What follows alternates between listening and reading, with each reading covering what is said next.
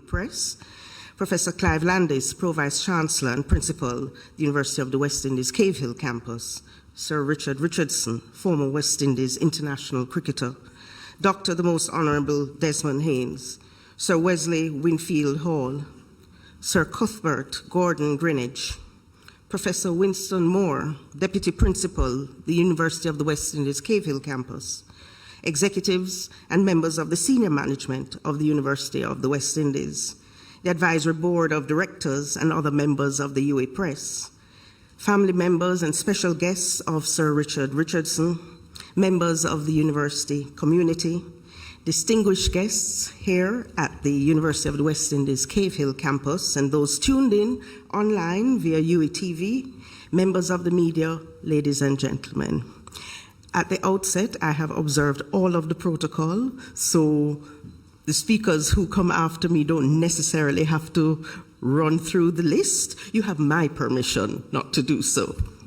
So at the outset, let me just clear something up. My name is Christine Randall, and I am the director of the UWI Press. Yes, my name is Randall. Some would say I am part of a publishing dynasty. As the young people say, if you know, you know. The Vice Chancellor has said that my sojourn at the university is my destiny. My father sees it another way. As the first Caribbean person to be appointed director in the press's 30-year history, it is our contribution to the decolonization project. And so, this evening we are here to celebrate, and it is my personal pleasure, since so much of what we do at the press is concentrated at our hub in Kingston. It's wonderful to connect with our constituents that we serve. We are indeed one UWI, Mona, Cave Hill, St. Augustine's, Five Islands, and the Global Campus. And so, ladies and gentlemen, I thank you for being here, and I greet you warmly. Welcome. I now invite Professor Clive Landis, Pro-Vice Chancellor and Principal of the University of the West Indies Cave Hill Campus, to bring us greetings. Professor Landis.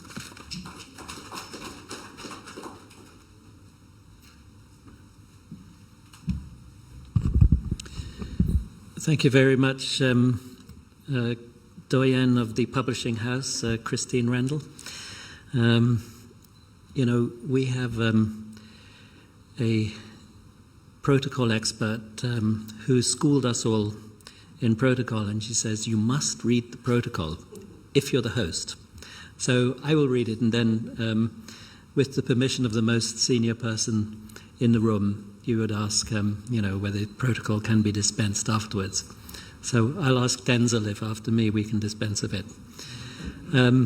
Professor Denzel Williams, Pro-Vice Chancellor and Principal of the UWI Mona Campus, and Chair of the UWI Press. Sir Richie Richardson, former West Indies international cricketer, and of course the subject of the book launch today, cricket legends of Barbados, executives and members of senior management of the University of the West Indies, Board of Directors and other members of the UWI Press, family members and special guests of Sir Richie Richardson, members of the university community, distinguished guests, members of the media, and ladies and gentlemen. A very pleasant, warm welcome this evening to this book launch in the Caribbean biography series for Richie Richardson.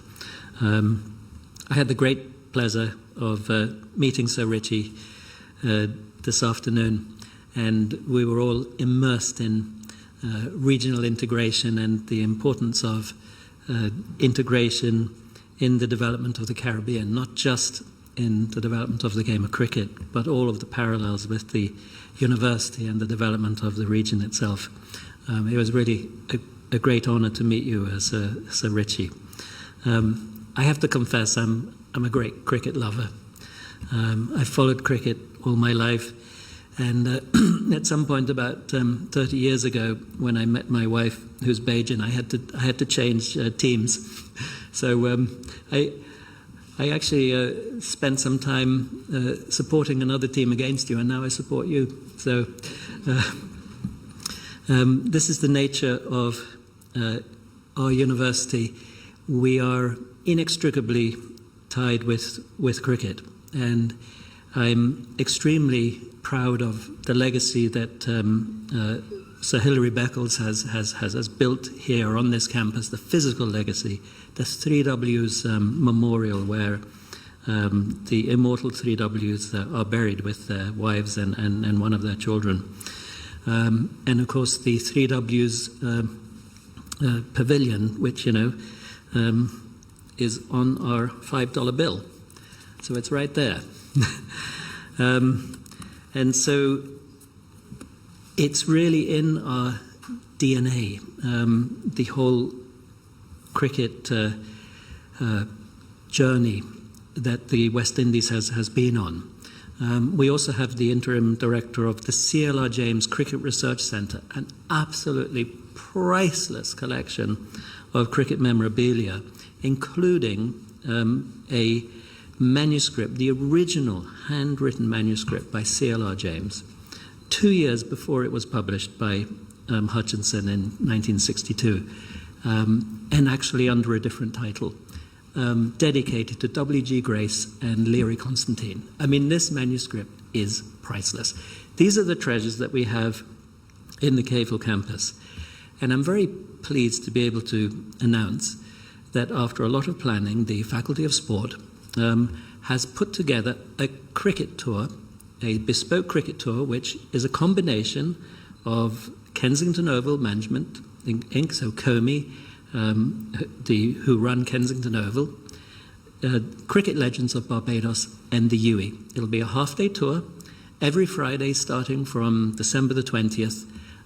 It'll be a tremendous addition, I think, to the Barbados's tourism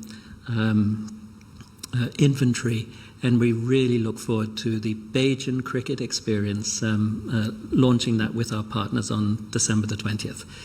So with those few words of introduction, and with great joy and pleasure at being able to host Sir Richie and, of course, Sir Wes, and these wonderful icons of the game, I welcome everyone to this event. Thank you.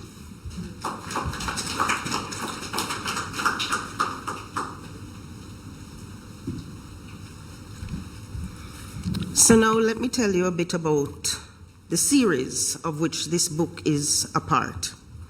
In 2015, Emeritus Professor Funso Ayajina made the case to the Advisory Board of the University of the West Indies Press, rationalizing the need for the Caribbean Biography series. It was felt that as the leading Anglophone Caribbean institution of higher learning that has pioneered the study of Caribbean culture and civilization, the University of the West Indies, as a socially responsible institution, was duty-bound to disseminate its knowledge to as wide a spectrum of the region as possible. Suffice it to say, the proposal was accepted, and 9 years later, we are here this evening celebrating the 10th book in the series, Richardson by Professor Denzel Williams.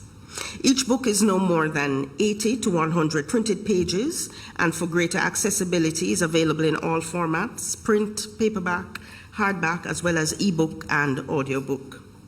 Affordably priced, books in the series cater to the intended target audience of high school students, tertiary students, and the general public. The design of the series is distinctive, easily recognizable, and identifiable with the UWI brand. The Caribbean Biography series from the University of the West Indies Press celebrates and memorializes the architects of Caribbean culture. The series introduces readers to those individuals, well-known and lesser known, who have made sterling contributions to the Caribbean region and on the world stage in their chosen field: literature, the arts, politics, sports, business, and who are the shapers and bearers of Caribbean identity. The first book published in the series was of St. Lucian Nobel laureate Derek Walcott in 2017. As you've already heard, a further 9 additional releases have been published within the series, 2 this year alone. They include, in order of publication, Derek Walcott by Edward Baugh in 2017, Earl Lovelace by Funso Ayagino in 2017, Pan-Africanist Marcus Garvey by Rupert Lewis in 2018, Thespian Beryl McBurney by Judy Raymond in 2018, Poet Una Marson in 2019, historian, diplomat, legislator, and activist Lucille Mathurin-Mayer in 2020, cultural studies academic Stuart Hall in 2020, Martinican writer Amy Césaire in 2021, Guyanese scholar activist Walter Rodney by Rupert Lewis in 2024, and the first on a sportsman, Richie Richardson by Denzel Williams, 2024. As you can imagine, we have several more books forthcoming, but immediately in the pipeline in the series are books on George Lamming, Calypso Rose, and C.L.R. James. We certainly hope to widen the reach and appeal of the series with more contributions on important figures from the Dutch, Spanish, and French Caribbean. I'm pleased to advise that notwithstanding the publication of 9 books in the series, the Caribbean Biography series was formally launched by His Excellency Sir Rodney Williams, Governor General of Antigua and Barbuda, earlier this year, with the presentation of the 10th book in the series, Richie Richardson. It is our fervent hope that this augurs well for the continuing success of the series. And so, ladies and gentlemen, we arrive at the meat of the matter, the official launch. Regrettably, our Vice-Chancellor, Sir Hilary, could not be here with us in person, but we have his recorded message. Over to you. Thank you. It is for me a considerable joy and pleasure to participate in this book launch, this excellent biography of Sir Richard Richardson by my distinguished colleague, Professor Denzel Williams. But first I would wish to congratulate the University of the West Indies Press for inaugurating this very significant project, which is called the Caribbean Biography Series. The significance of this project should be welcome by all of us.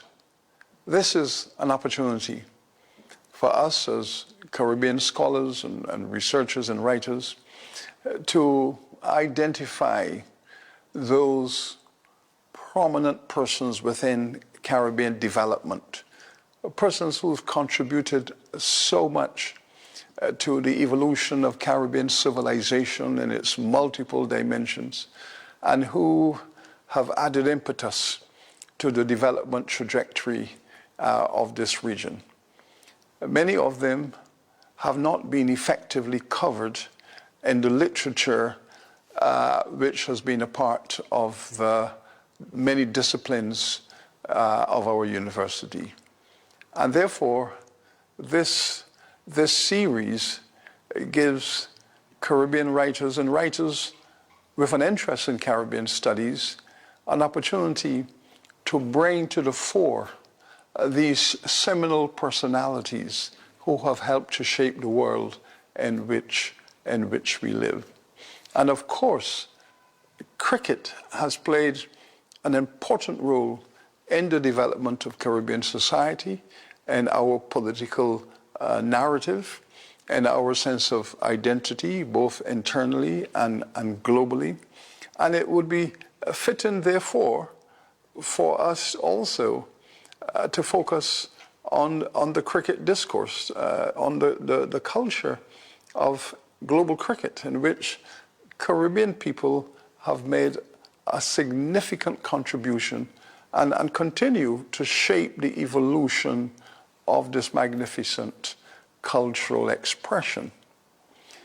It is also fitting that the subject chosen should also reflect the seminal importance of one of these Caribbean personalities, Sir Richard Richardson, an icon, one of the finest West Indian and global performers in the international arena in respect of cricket culture, who emerged from Antigua becoming a West Indies cricket captain and a very powerful influence on the iconography of Caribbean cricket culture. But the subject and the writers must be in alignment. That is, the writers must also be scholars and researchers of the highest quality, because they are called upon to interrogate the evidence, the biographical narrative of these very seminal Caribbean personalities. So the writers must also themselves be in a position to allow the gravitas of their intellect to bear upon the subject. And therefore, we wish to thank Professor Denzel Williams for taking on this important task. An excellent writer taking on the subject of an excellent cricketer and cultural icon.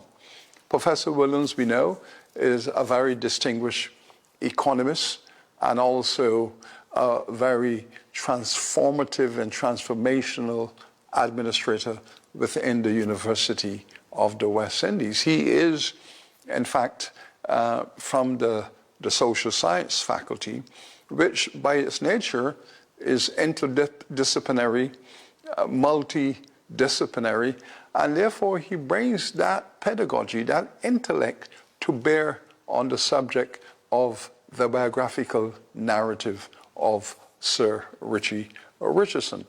So let us therefore recognize that he, the author, brings a tremendous capacity for intellectual penetration of the subject, and to bring the literary skills to present the evolution of the experiences, the character, the personality, the identity of this outstanding Caribbean citizen.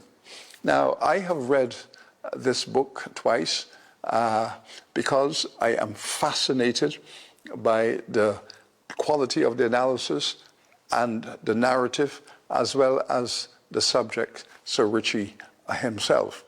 The language is eloquent and indeed elegant. And I really wish to commend Professor Williams for crafting a very accessible language that captures complexity, diversity, and detail, and presents it to us as pleasurable while enhancing our knowledge content.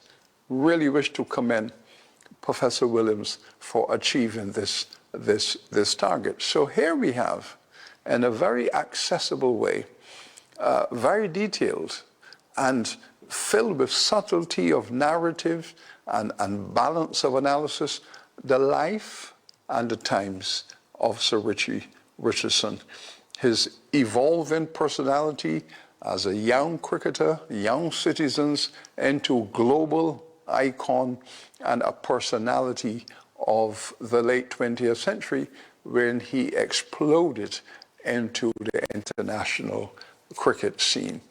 Captured here also is the philosophy of a leader, a young man thrust into leadership by virtue of his extraordinary performance on the field, and now required to provide leadership on the field and off the field and within the context of Caribbean culture. I think our author has captured all of this with tremendous sophistication. Now, this is a book that all of us should have in our collection. Not only our cricket collection, but also our collection that looks at various aspects of Caribbean civilizations, the art, the culture, the financial dimensions to our economies, our political narrative as Caribbean people out there in the world, seeking to have a place of dignity for ourselves in a competitive circumstance. And therefore we have to thank the writer. We thank the writer because This is an indigenous intellectual analysis of a Caribbean icon, published by a Caribbean publishing house. So in its entirety, it goes to the root of who we are and what we wish to achieve. There's a personal dimension in all of this that I have to comment upon. And that personal dimension is that both the writer, Professor Williams, and the subject, Sir Richie Richardson, are persons who I deeply admire. And for me, therefore, I would say, yes, they are two of my favorite people within our Caribbean space, and I wish to commend the two of them for coming together, for engaging each other, and allowing this pedagogy of cricket performance to emerge in a fashion that all of us can now share, benefit, and enjoy. So my thanks go out to the publisher, to the writer, and to the subject. And I hope that each and every one of you gathered here in this celebration would experience this text as deeply, as profoundly, and as pleasurably as I have done. Thank you.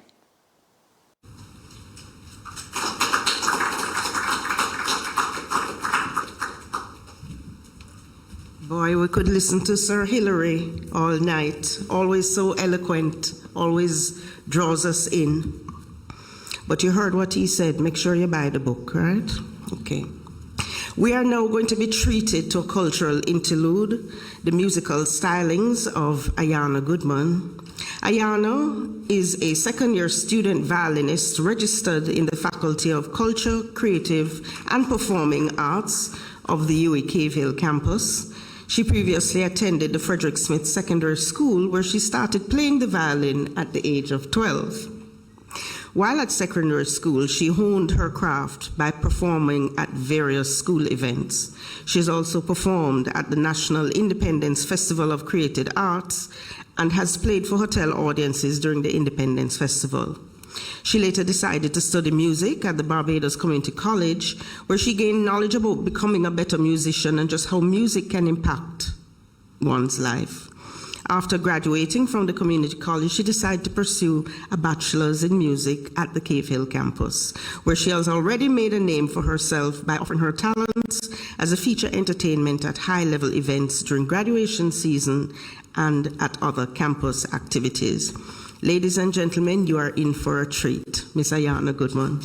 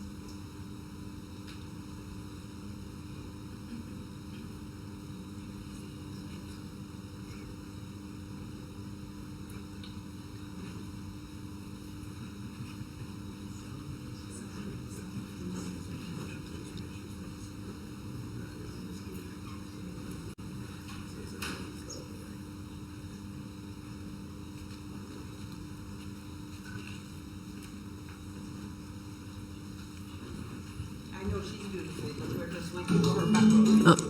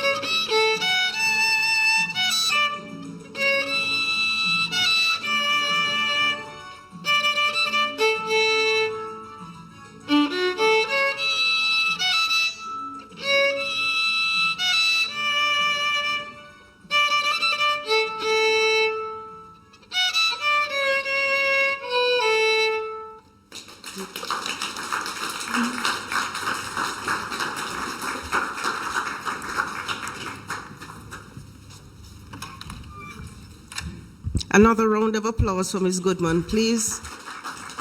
In another few years, you won't be able to pay her to pay at your function, so please encourage her. And now, ladies and gentlemen, we're going to be treated to a conversation, a discussion between two friends, two colleagues, and as you've heard, two esteemed gentlemen. I welcome to the podium Professor Denzel Williams and his subject, Sir Richie Richardson. Thank you. Yep. All right. Gentlemen, over to you. Good evening. Good. We're on? Okay. Wonderful. So good to be here, and so good to be at my favorite place, the Cave Hill campus. Yeah. Thanks to. I know it's one of my favorite places. I mean, we have to. Yeah, but thank you very much. I should recognize my colleague and friend, Professor Landis, and thank him for his generosity, and also Deputy Principal Moore and the entire Cave Hill team for supporting this cause. And also, so good to see Sir Wes and other greats of the game, and all my colleagues and friends from the campus and the UWI community as well. Our task this evening is really to expose Sir Richie a little bit more. And I am very happy that the Vice Chancellor didn't continue for much longer, because I thought he was going to say everything in the book. Oh. And therefore the members wouldn't want to buy the book. So I'm very happy that he ended where he ended. But thank you very much for coming over, colleagues, and celebrating with Sir Richie and myself and the UWI Press. Just to note that, Sir Richie, it was really a pleasure working with you on this particular publication. It was not difficult to get Sir Richie to sit down for, over 2 months to do the interviews, etc.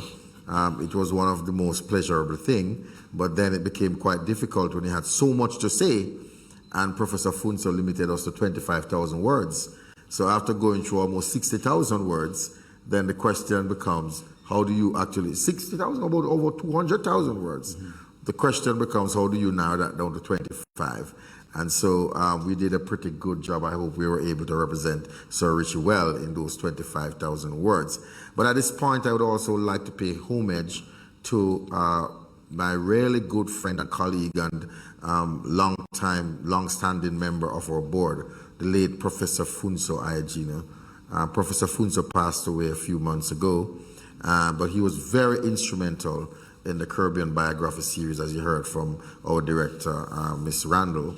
And so we really want to pay homage to Funso. He was a big part of this. He motivated me. He encouraged me to write this on Sir Richie. And when we submitted the proposal, he said, well, finally we get a sportsman in the mix. So he was very happy to move it forward. So I want to just pay homage to our colleague and friend, Professor Funso. Okay, so with all of that said, Sir Richie, how are you today?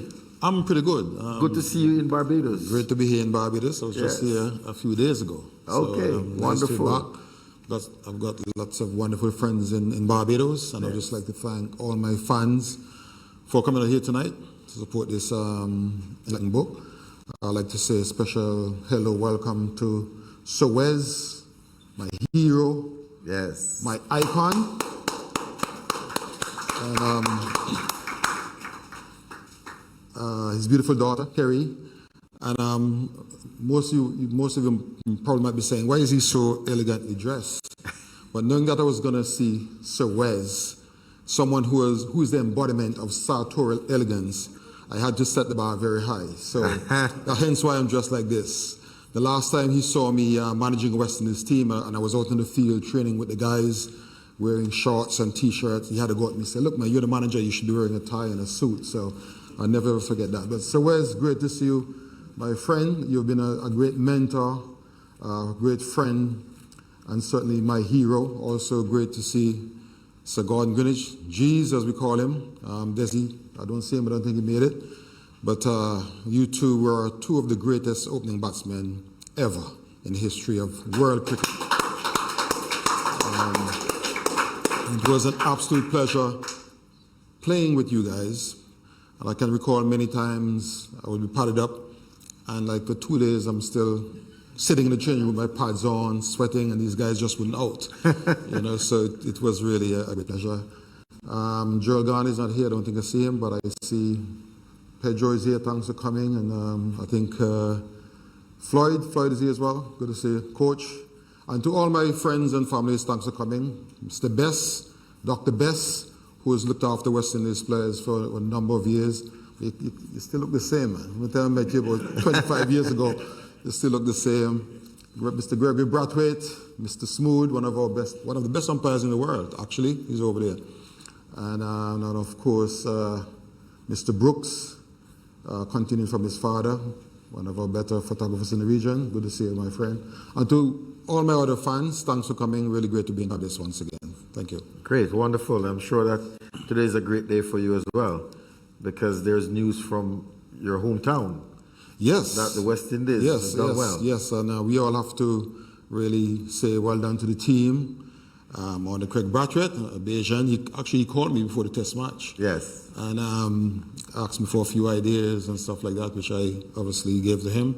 I'm not taking any credit for the win, but Craig is the sort of guy who's a hard worker and a great leader, in my opinion. I managed him, and we got on very well from then. And he used to always come and ask for advice, ask questions, a lot of questions. And he still maintain contact with me up to today. So very pleasing for me that they were able to win the test match so handsomely. Great, wonderful. So that leads me very nicely into Richie Richardson, biography series. So Richie grew up in Five Islands Village in Antigua, place that you will come to love once you visit the Five Islands campus. Talk to us about your early days in Five Islands Village and your ascension to the great West Indies team. Well, Five Islands Village is about 3.5 miles from St. John's in Antigua, the western side. The most beautiful part of the island.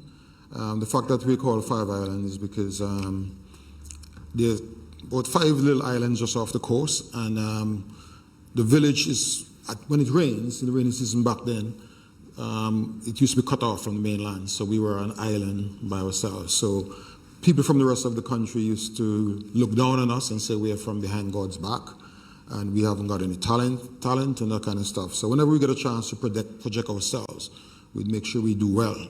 I can recall my mother telling me once that an Antigua select team came down to Five Islands to play against Five Islands team and were beaten by Five Islands. And back in those days, you could not represent Antigua if you came from the country. And certainly nobody from Five Islands could have played for Antigua, but a Five Islands team was able to beat an Antigua national team.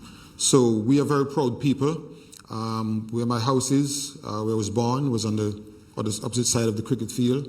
So every opportunity I got to be out there on the field, I would be out there. Before I went to school, during lunchtime, after school, I'll be out there playing cricket, practicing hard. And of course, I came from a very poor family. And my father died when I was 6 years old. So I was raised basically by my mother and also my elder sister. And we had to work hard, a lot of chores and stuff like that. But school is very important. But I always made sure that I went to school. She always made sure that I had books and that I had food to eat. But it was not easy. But I can recall when I was about maybe 8 years old, my mother sent me to the shops, and the West Indies were playing against Australia. And back then there were no television. There were maybe about 4 or 5 transistor radios in the village. And every single person in the village was glued to the transistor radio. And I can recall them talking about names like Hall, Griffith, Sobers, Kanai. And I said to myself, these guys must be really great. Why everybody's so excited about these guys? And I said to myself, I want to be like them one day. And from then I started looking at the game differently, taking the game even more seriously, start practicing harder.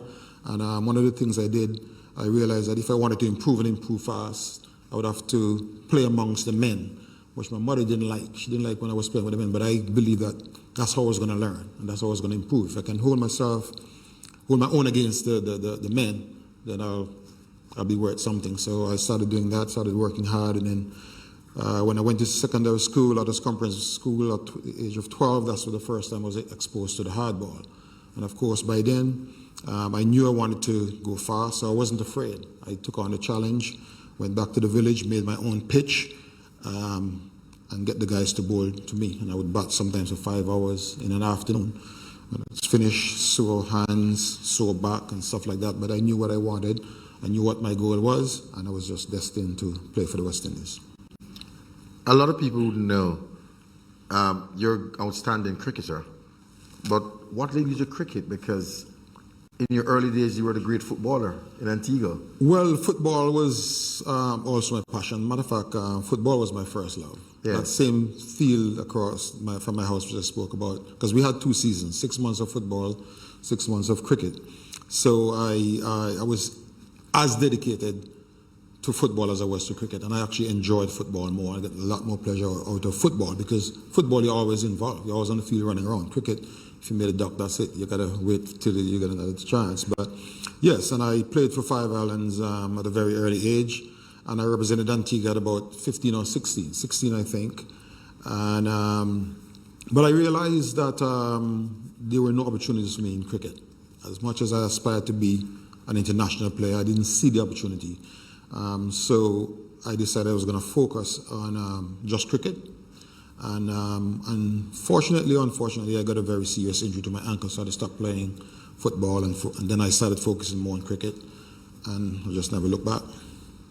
When you started in cricket, did you ever dream of playing for the West Indies? Or that was your ultimate goal? Cricket? Yes. Yes, as I said, when I was 8 years, before I was 10, I said I want to be like these great men. So West Indies was the ultimate goal? Yeah, playing for the West Indies. Yeah. Help us. Yeah. So you got into the West Indies team. What are the great moments, and at which point did you feel like you wanted to quit?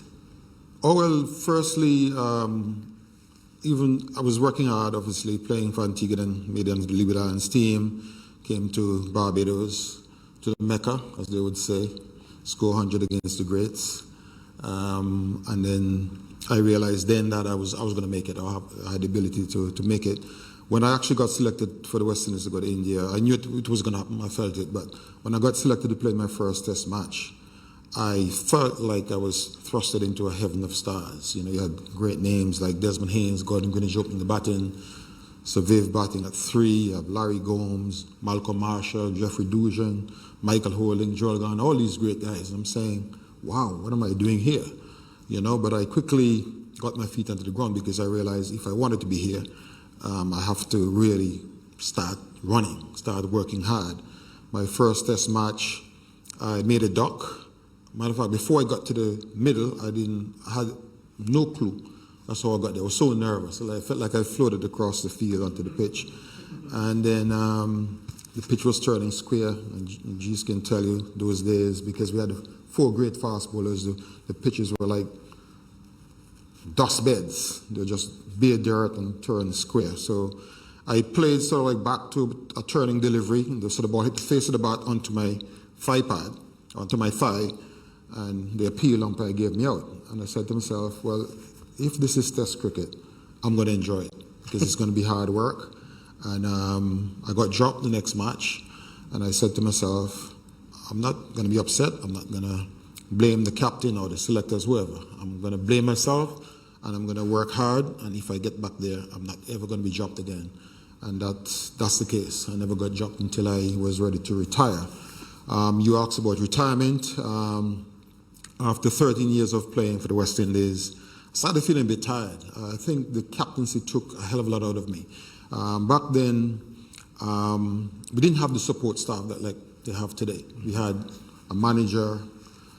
So Wes was manager when I first started, the captain, and maybe an assistant manager when we started back then. So all the responsibility of the team was on the captain. So I felt like I was coach, captain, counselor, father, and all that kind of stuff. Plus, I think I was too nice a guy. I didn't allocate enough time for myself, where I could maybe rest when I needed to rest, or put in the extra practice that I was accustomed to. If somebody called me to go to visit the school or to go to a hospital or whatever, I just never said no. I was like people's person. I was always on call. And I think all that had a toll on me. So I started feeling really, really tired, started seeing doctors, and they were saying it looked like I've got a virus. And eventually I saw a specialist in St. Mary's Hospital in London, Paddington, London, and he said he believed that I'm burnt out. I'm suffering from chronic fatigue syndrome. So he asked me to take maybe a year off. So I said to him, nothing wrong with me, I'm not sick. And he said, well, your body's burnt out and, you could become very, very ill.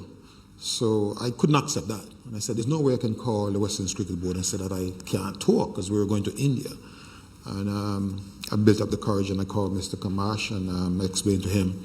And I was playing county cricket at the time with Yorkshire, so I cut that season in half and I decided I was going to take the break. And it was the most horrible thing that ever happened to me, that chronic fatigue syndrome.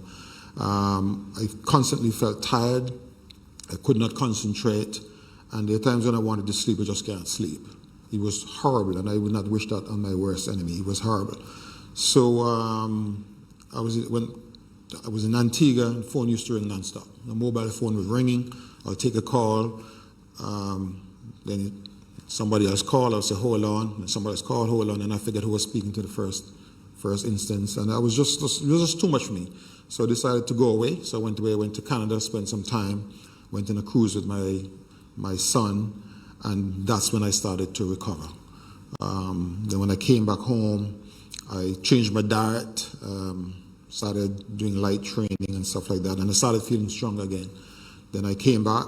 That was, I think, that was 1995, but I never felt the same. I felt like whenever I exerted myself, I was feeling tired again. So I said, I cannot continue playing like this. I cannot give 100%. I cannot give all that I want to give to West Indies cricket. So I thought I had to take a break.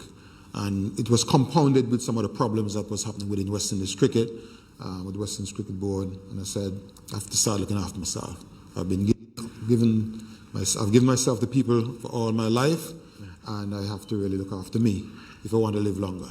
On reflection, do you think it was premature to have taken the captaincy at that time, or you could have a longer career and a longer contribution to West Indies? Well, I didn't know what it entails because I never really had much experience as captain. And to be honest, when they called me and offered it to me, I said, no way. I mean, well, I'm the Desi. Desi was the vice captain. It's only natural that Desi should get it. And Desi was my roommate. We were very, very good friends. And we all expected Desi to get it. And it was tough on me to accept it. But then my manager at the time back in Antigua, I spoke to him and he said, well, look, I know you and Desi are very good, but it's a great honor and not many people get the opportunity to captain their country and you should not refuse it.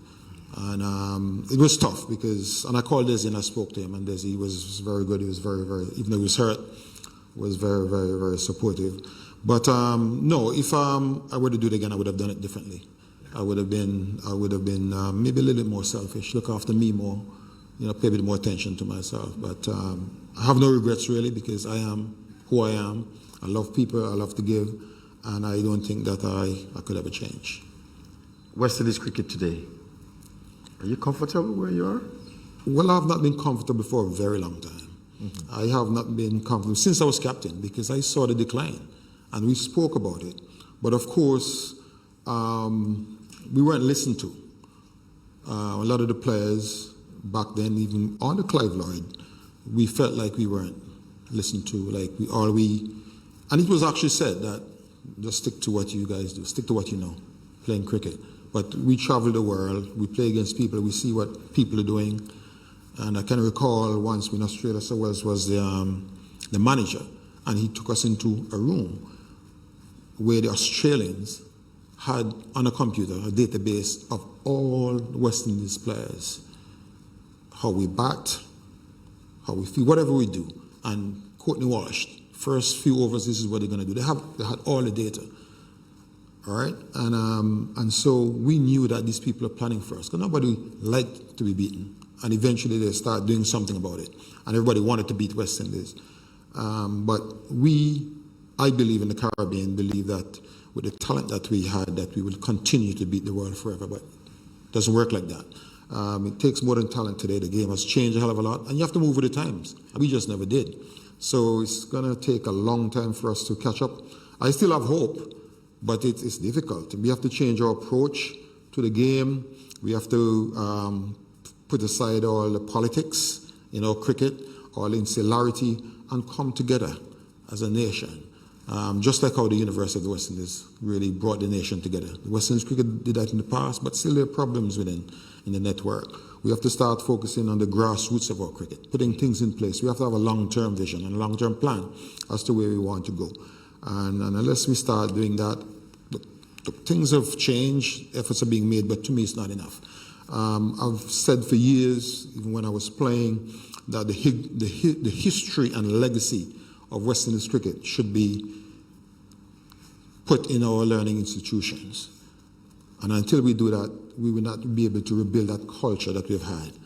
And then so, when you came to me with this idea of doing this book, I was more than excited to do it. I've had many offers to do a book before, and I've said no. But then, as you know, when you came to me, I said, the fact that it's being done for the University of the West Indies and the University of the West Indies Press, I couldn't say no. I was very elated and happy to do it.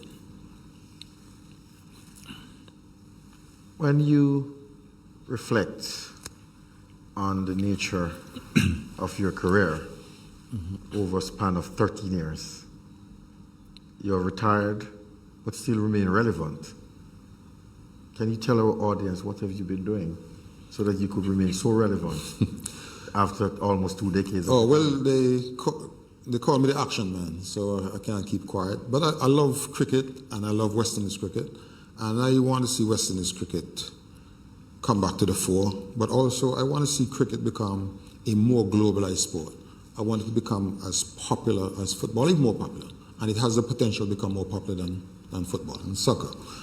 I've benefited tremendously from the game. A lot of us in the Caribbean have benefited from the game. So I just want to see the game keep growing and growing, and I'm so happy to see that even women are playing now. Women have the opportunity to become professionals, and that's testament to the ICC development program. And so I believe that I always have a role to play. When I retired from the West Indies, I went to England, still playing cricket at the grassroots level. I was doing a lot of coaching. Then I managed the West Indies team from 2011 to 2016, involved with a number of young players, which I'm still in touch with today. And I believe I've had a positive impact on their development as cricketers. And then now I'm currently an ICC match referee, and working with my good friend Gregory Brathwaite there. He's an umpire. And so I'm still making a contribution to the game. I will always be involved with cricket. I will never let the game go. I will never turn my back on the game because of what it has done for me and for the Caribbean. What is Richie Richardson doing these days?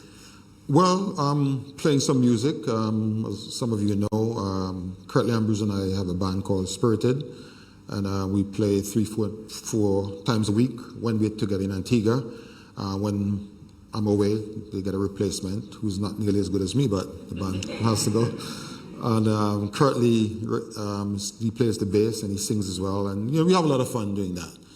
So when I'm not doing my ICC duties as a match referee and I'm in Antigua, I'm playing with my band. I also play a lot of golf. I'm into golf these days as well. I played a few times with Gordon and Desi, and so Gary, who's not here, he's also a keen golfer. So it seems like once you play cricket, especially if you're a batsman, it's easy to transfer into playing golf. So golf is a lot different to cricket. Obviously, you got a ball that's stationary, and it's a lot more difficult, but it gives you a lot of pleasure and a lot of satisfaction. Sometimes you can have a bad round, but one good shot, and that makes you feel good for the rest of the evening.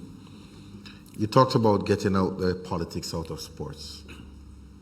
Would you consider joining a political party to assist the sporting environment across the region? I certainly would always assist in the development of sports in Antigua, anywhere in the Caribbean, but I certainly would not get involved with politics.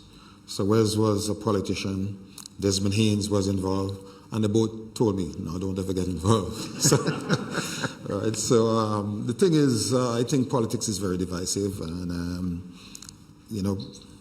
I don't know if any politicians here, but they talk about the love of country and the love of people, but I don't like the division, really, and I'm for everybody. I'm a true Caribbean person. Wherever I go around the Caribbean, I feel like home. I don't look at someone's being a Bayesian or a Jamaican, whatever. We're all Caribbean people because we are small, relatively speaking. So we need, the more we come together, the better it is, the stronger we would be in whatever we do. Economically, we've proven it in cricket. UWI have proven it that when we come together, we can be a force to be reckoned with. We can be as dominant as any country around the world. So we need to do that more. As I said to someone earlier, when I wake up in the morning and I look through my window, I can see St. Kitts, Nevis, and Montserrat. If I want to go for a visit, it's going to cost me nearly $700 US. Yet it's about $400 US to go to New York. So why is that? Why can't we have more integration? Why can't we move amongst ourselves, integrate, learn more about each other's culture, do business, come together as one, and I think the governments can do something about that, but it's not happening, and I don't know why it's not happening. So I do not see myself as a politician, and I don't think I would ever get involved with politics. I will work with whoever the government is for the development of my country, my region, but to be on a particular side, no. I have one side. One side. As an Antiguan, I'm on the side of Antigua and Barbuda. As a West Indian, I'm on West Indian side. Excellent, excellent. So Richie, as we close, a very well-hidden secret was revealed in the book is that you married your high school sweetheart. Well, I don't think that was a secret. Yes, when I started secondary school, my wife, Lady Arlene, she also started at the same time. Of course, at school, I never looked at girls. I looked at them, but I was never interested because I knew what I wanted to do. I believed that getting involved with girls would distract me from my sports and my schoolwork. And as much as I saw a few nice-looking girls, I was able to look the other way and remember my focus, But we were friends, and Arlene and the girls used to support me at sport a lot. When we played football and cricket, they used to always be there and supporting me. So I knew her very, very well, but it's only after I left school that we started dating. And we had our first date November 1st, 1981, which was our Independence Day. And we've been together ever since. Performing for 13 years at the highest level must have been tough on the family. What advice would you have for young persons who are now entering the game and performing at such high level to maintain family, to maintain all the other things that they do? Well, firstly, life, if you want to achieve anything in life, you have to make sacrifices. Mm-hmm. And unfortunately, sometimes the one that you love, are the ones might suffer a little bit with you. And you really know who are really with you, who will love you, when they hang in there and understand why you have to make those sacrifices. It's a little bit easier today for the players because, of course, they make a lot more money. So they can afford to take their loved ones and their families with them wherever they go. Back then, first it was tough. We couldn't afford it. But it's not easy. It's like everything in life. If you really want to achieve, if you want to be at the top, you have to make those sacrifices. Wonderful. The important lessons of sacrifice. Mm-hmm. As we wind down, Richard Richardson, the biography series, if you were to say one thing to anybody who's listening, why they need to go and buy the book, what that would be? Well, firstly, I'm going to give you the credit because from the first time that I met you, I really liked you as an individual. I think you are the most dynamic Caribbean person that I've ever come across, one of the most dynamic persons. And when I am with you, when I speak to you, I don't feel like I'm talking to a Jamaican. I feel like I'm talking to a Caribbean person. And you come across to me as someone who passionate about the Caribbean, passionate about UWI, passionate about our development, and passionate about transferring your knowledge to people.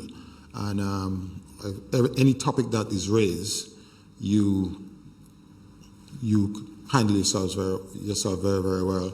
And we become very, very good friends. And when you asked me to do the book, I couldn't say no because I knew it was going to be good, just from the way that you've dealt with me and my wife. And I'm very pleased and I'm very happy. And so I think that you did a great job based on the information that I give you. You've put it across very, very well.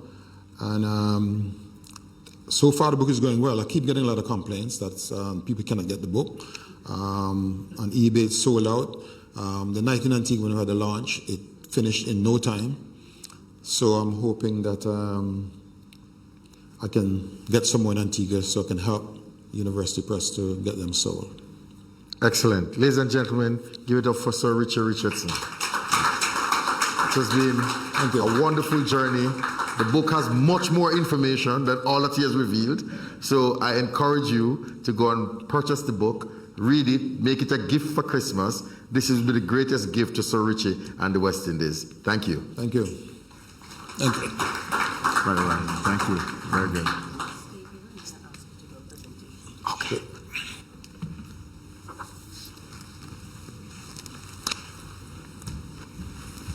Professor Landis, I'm going to ask you to join the gentlemen here on stage, and they're going to make a presentation to you.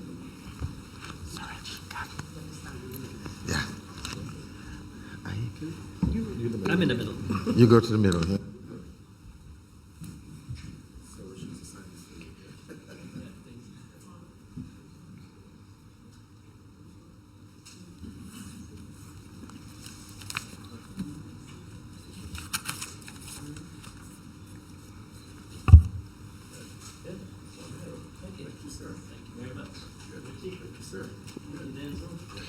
Ladies and gentlemen, wasn't that wonderful? We really were witness to a conversation between friends, a conversation about cricket, and a conversation about life in the Caribbean. Of course, I commend the book to you also. And it is widely available Amazon and everywhere else, and our UWI bookshop also has copies, and they're selling this evening. And now we're at that point in the program where Kerry Ann and Phyllis would murder me if I don't follow their protocol list and their order of precedence. But it is time to say thanks to all our speakers this evening, including our Vice Chancellor, Professor Sir Hilary, Professor Landis, and of course, Sir Richie and Professor Denzel. We have to thank, without question, the Office of the Principal of the Cave Hill campus.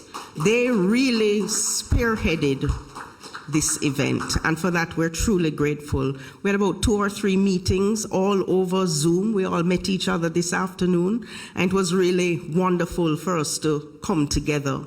In fact, I might just digress and say to me, it was really the embodiment of the university acting together as one UWI.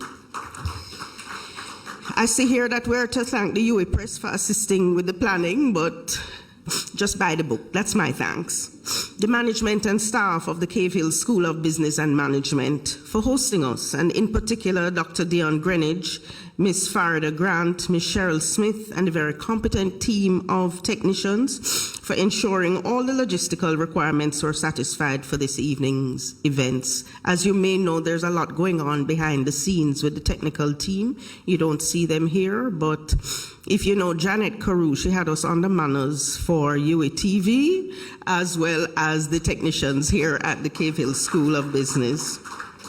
The Office of the Campus Registrar for General Event Support and our protocol guidance, our ushers for greeting and seating all of you, our esteemed guests, the security team for assisting with parking, the Office of Marketing and Communications for promotion and coverage of this event. I already mentioned UWITV, but I must thank them again. I already mentioned the bookshop, but I'm mentioning them again. Thank you. To members of the media, to our caterers, and a very special thank you to all of you for joining us this evening.